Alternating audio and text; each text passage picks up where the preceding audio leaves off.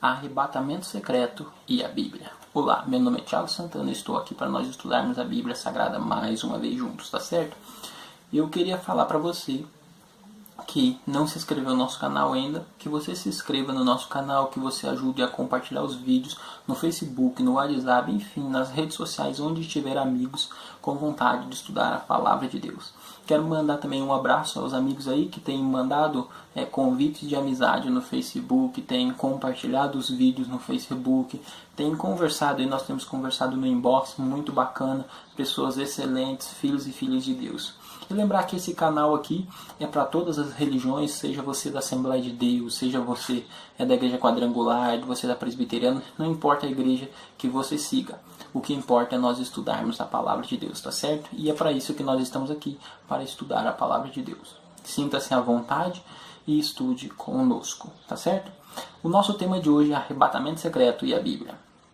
Bom, num vídeo anterior, quando eu falei sobre o novo Israel, você pode olhar esse vídeo aí, eu falo um pouquinho sobre a questão do arrebatamento secreto, mas eu não entrei em detalhes. E hoje eu vou entrar e depois eu vou falar qual a importância de você assistir esse vídeo anterior para você entender totalmente o tema de hoje.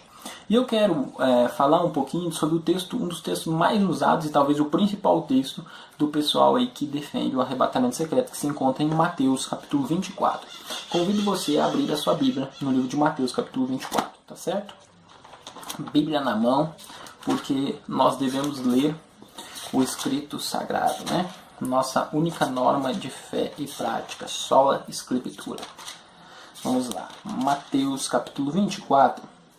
Quando nós olhamos aqui no versículo 37, mas vamos ler o 40 e depois eu leio os versículos anteriores, tá certo? No versículo 40 diz assim: então 2 estarão no campo, um será tomado e deixado o outro. 2 estarão trabalhando no moinho, um será tomado e a outra deixada. Então é interessante, muitas pessoas pegam esse texto aqui e dizem que esse texto aqui é a base para o arrebatamento secreto. Inclusive foi feito até um filme, Deixados para Trás, e Tim LaHaye, Hal Lindsey, que é outro grande defensor dessa visão, são defensores dessa visão, embora tenha tantos outros que defendam a visão do arrebatamento secreto. Mas é interessante, queridos, e eu tenho batido na tecla aqui no canal, quando nós estudarmos a Bíblia Sagrada, que para nós entendermos um texto, nós precisamos entender o contexto. Aqui está falando que um será deixado e o outro será levado. Bem, mas como vai funcionar isso? Como assim? De fato isso vai acontecer? E para isso nós precisamos ler do verso 36 em diante. E aí nós vamos compreender o que o texto está querendo realmente dizer. E eu convido você a ler do verso 36 em diante, ele diz assim: mas a respeito daquele dia e hora ninguém sabe, nem os anjos dos céus, nem o Filho, senão o Pai. Pois assim como foi nos dias de Noé, também será na vinda do Filho do Homem. Veja bem, qual é o exemplo que Jesus vai dar aqui? Ele diz assim como foi nos dias de Noé, será a vinda do Filho do Homem. Tá certo? Vamos continuar. Versículo 38 diz assim: portanto, assim como nos dias anteriores ao dilúvio, comiam e bebiam, casavam-se e davam-se em casamento, até que Noé entrou na arca e não a perceberam, senão quando veio o dilúvio e os levou todos. Assim também será na vinda do Filho do Homem. Interessante, né? Aqui diz que quando veio o dilúvio, Noé entrou na arca e veio o dilúvio e levou todos. Quem é que foi levado pelo dilúvio, querido? Quem foi levado pelo dilúvio foi os perdidos, aqueles que foram destruídos pelo dilúvio. Então veja bem, no contexto, os levados não são os salvos, os levados são os perdidos, porque ele dá o exemplo, assim como foi nos dias de Noé, será na vinda do Filho do Homem.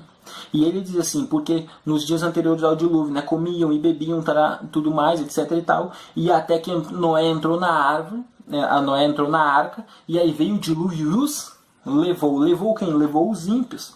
E ele continua, então, e aí ele vai dizer, o verso 40. Então 2 estarão no campo, um será tomado e o outro deixado. Duas estarão trabalhando num moinho, uma será tomada e a outra deixada, né? Então ele diz assim: portanto, vigiai, porque não sabeis em que dia vem o vosso Senhor. É interessante porque quando nós entendemos o contexto, nós entendemos que essa pessoa que vai ser levada, na verdade ela não é quem vai ser arrebatada. Muito pelo contrário. Essa pessoa, no segundo contexto aqui, que foi levada, né, tem um no moinho, um será levado e outro será deixado. O deixado é o salvo e o levado é o perdido. Por quê? Porque o exemplo é o dilúvio. E no dilúvio, Noé e sua família ficaram. E foram levados os restantes dos antediluvianos que foram destruídos pelo dilúvio. Eles foram levados, mas Noé e sua família ficaram. Então, à luz do contexto, um será deixado e o outro será tomado. Quem vai ser tomado aqui é o perdido, porque o contexto é o exemplo do dilúvio. E no dilúvio, quem foi tomado foram os perdidos que foram levados pelo dilúvio. Então veja bem, usar esse texto aqui para defender o arrebatamento secreto não tem base bíblica, né? Imediata. E até porque nós vamos ver na Bíblia Sagrada, querido, que o texto bíblico ele é muito claro ao falar que Jesus vai voltar com as nuvens do céu e todo o olho verá. Quando nós olhamos para o próprio capítulo 24, se você ler o versículo 27, diz assim: porque assim como um relâmpago sai do oriente e se mostra no ocidente, assim também será a vinda do Filho do Homem. Ou seja, assim como um relâmpago, né, sai do ocidente e se mostra até no oriente, é a vinda do Filho do Homem. Ou seja, todo mundo vai ver. Se nós olharmos no verso 30, ele diz assim: então aparecerá no céu o sinal do Filho do Homem. Todos os povos da terra se lamentarão e verão o Filho do Homem vindo nas nuvens do céu com poder e grande glória. Agora eu te pergunto uma coisa: se todos os povos da terra vão se lamentar, como que isso vai ser secreto? Não tem como. Não tem como. Outro texto muito usado e é interessante porque assim as pessoas elas dizem o quê? Que acontece o arrebatamento secreto da igreja e depois vai haver um tempo de perseguição para Israel, né, para o povo judeu. E veja o que Paulo fala a respeito da volta de Cristo em 2 Tessalonicenses capítulo 2. 2 Tessalonicenses capítulo 2. Na visão dessas pessoas, abra sua Bíblia, hein, em 2 Tessalonicenses capítulo 2. 2 Tessalonicenses capítulo 2, tá certo? Nós vamos ler.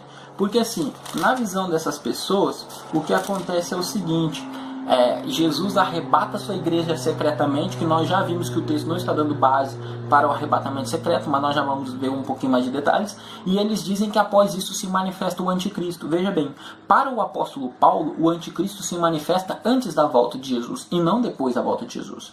Ora, vamos ler 1 Tessalonicenses capítulo 2, vamos ler na verdade o versículo 4, o versículo 2 em diante, e aí depois vamos analisar o contexto. Versículo 2, 2 Tessalonicenses capítulo 2, versículo 2, versículo 3, desculpa, diz assim: ninguém de nenhum modo vos engane, porque isto não acontecerá sem que primeiro venha a apostasia, seja revelado o homem da iniquidade, o filho da perdição, o qual se opõe e se levanta contra tudo que se chama Deus e é objeto de culto, a ponto de se assentar-se no santuário de Deus, ostentando-se como se fosse o próprio Deus.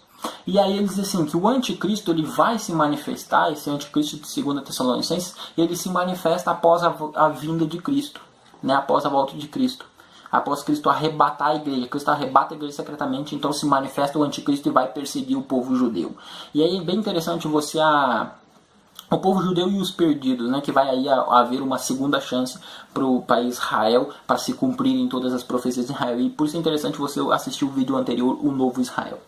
Mas o que acontece? Você vai ver que o texto bíblico nem de perto fala isso. Quando nós olhamos o versículo 1, ele diz assim: irmãos, no que diz respeito à vinda do nosso Senhor Jesus Cristo e à nossa reunião com eles, nos exortamos. Então Paulo fala claramente, irmãos, no que diz respeito à vinda do nosso Senhor Jesus Cristo e à nossa reunião com eles. Então Paulo está falando da volta de Cristo e a reunião dos crentes com ele. E ele diz assim, que antes da vinda de Cristo vai se manifestar o anticristo. Ele diz assim, aquele que não vos devais, ele diz assim, diz assim, e a nossa reunião com o Senhor Jesus Cristo e a nossa reunião com Ele, né? Nós vos exortamos a que não vos demovais da vossa fé com facilidade, nem vos perturbeis, quer por espírito, quer por palavra, quer por epístola, que proceda de nós, supondo que tenha chegado o dia do Senhor. Então ele diz assim, olha, não se demoveis da vossa fé, né, por nada.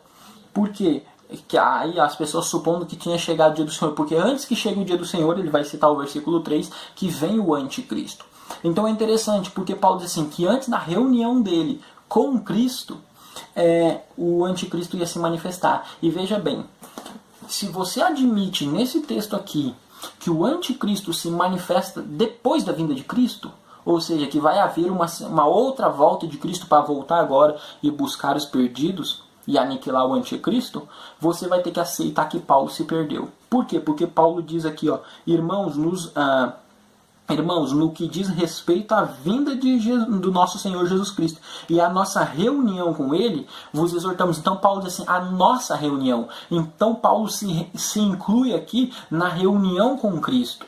Então veja bem, se eu disser aqui no capítulo que o anticristo se manifesta após a volta de Cristo, eu estou dizendo que Paulo era perdido e ele ficou para uma segunda chance, como dizem os dispensacionalistas. Mas não. O arrebatamento dos salvos, que não é secreto, que todo olho verá, ele acontece antes da volta de Cristo.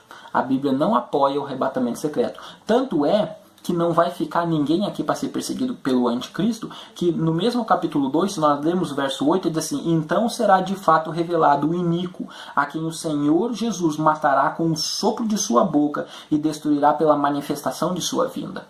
Então o texto fala claro, que o que? Quando Cristo voltar, ele vai destruir o iníquo, vai destruir o ímpio. Então não vai ficar ninguém aqui para ser perseguido pelo anticristo, porque eles serão destruídos pela volta de Cristo. E o livro de Tessalonicenses, 1 Tessalonicenses, capítulo 4, vai descrever como que acontecerá isso. Tessalonicenses, capítulo 4, versículo 16 e 17, capítulo 16 e 17, diz assim, 1 Tessalonicenses, capítulo 4, versículo 16 e 17, assim, porquanto o Senhor mesmo, dada a sua voz, a sua palavra de ordem, ouvida a voz do arcanjo, ressoada a trombeta de Deus, descerá dos céus e os mortos em Cristo ressuscitarão primeiro. Depois nós, os vivos, os que ficarmos, seremos arrebatados juntamente com eles entre as nuvens para que o encontro com o Senhor nos ares. Estaremos para sempre com o Senhor. Então é interessante aqui Paulo falando da volta de Cristo e do arrebatamento dos justos. Ele fala que no momento da volta de Cristo vai haver ressurreição. Vai haver ressurreição. Então é interessante. Uma vez que imagina como que vai ser ressurreição secreta, os túmulos se abertos, né? Os túmulos sendo abertos, sol de trombeta, Jesus voltando com as nuvens do céu. Isso não tem nada de secreto. Tá certo? Outro texto interessante, Apocalipse 1, versículo 7. João falando da volta de Cristo. E ele diz assim, João capítulo 1, versículo 7, ele diz assim, versículo 7, eis que vem com as nuvens e todo olho verá, até quantos o transpassaram, e todas as tribos da terra se lamentarão sobre ele, certamente, amém. João diz assim, e verá, né? E ele virá, certamente, né? E todo olho verá, e todas as tribos da terra se lamentarão. Você veja bem, se todo olho vai ver e todas as tribos da terra vão se lamentar, como que vai ser secreto? Não vai ser secreto. E um último texto que eu queria compartilhar com você, primeira carta de Paulo aos Coríntios, capítulo 15.